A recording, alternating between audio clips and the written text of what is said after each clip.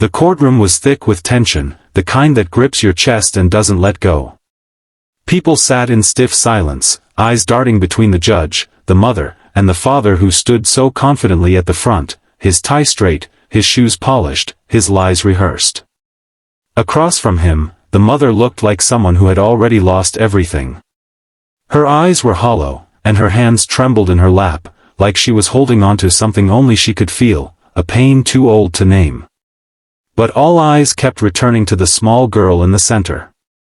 8-year-old Emily sat quietly, legs barely touching the floor, clutching a stuffed bear so tightly it seemed like it might burst. She looked too small for this room, too fragile for what was being decided. And yet, in a matter of seconds, she would silence the entire courtroom. The judge was about to announce his ruling. Based on the evidence presented, he started, his voice deep and tired from too many similar cases. But before he could finish, Emily stood up on shaky legs. Her voice cracked but rang out louder than anyone expected. "Daddy is lying." Gasps echoed around the room. The judge froze mid-sentence. The father's face went pale, his confident mask cracking. He stepped forward quickly, trying to salvage control. "Your Honor, she's confused. She doesn't understand." But Emily wasn't done. She clutched her teddy bear closer, then pulled a small purple notebook from underneath its paw. It was her journal, worn and bent, covered in faded stickers. She walked slowly up to the bench, the eyes of every lawyer, parent, and courtroom staff member glued to her. She held the notebook up with both hands. "This is mine. I wrote everything. Every time Daddy yelled at me. Every time he made Mommy cry. When he told me not to eat. When he told me to lie." The father tried to interrupt again, but the bailiff raised a hand, stopping him. The judge reached for the notebook, curiosity and concern etched into every line on his face. He opened it, slowly flipping through the pages. Each entry was written in the uneven handwriting of a child, but the words carried a weight that bent the heart. June 8th, Daddy told me if I told anyone about the bruise, he would blame Mommy. He said he'd take me away.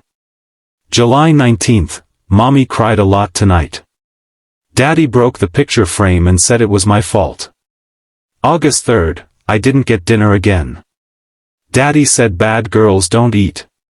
August 11th, Daddy said if the judge believed me, it would be a miracle. But I want a miracle. The judge's hands trembled as he flipped page after page. His eyes, once stern and unreadable, now brimmed with quiet rage and sorrow. He closed the notebook and stared at Emily, who looked back with eyes too old for her age. "Thank you for being brave," he said softly. Her father scoffed. "You're going to take the word of a child," he barked. "She's just making things up." But no one believed him anymore. Emily looked directly at him. Her voice was stronger now. "You told me no one would believe me.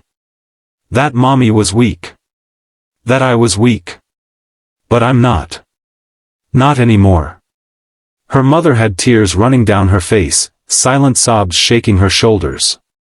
She stood slowly and whispered Emily's name, reaching for her daughter, but not daring to approach until the judge said it was okay. Emily turned to her and gave the faintest nod. The judge sat back in his chair. "Mr. Carter, this court can no longer rely on your testimony. You are hereby denied custody. A full investigation will follow immediately." He looked at Emily. "You saved your mother. You saved yourself. What you did today will change everything." The room remained quiet even after the gavel fell.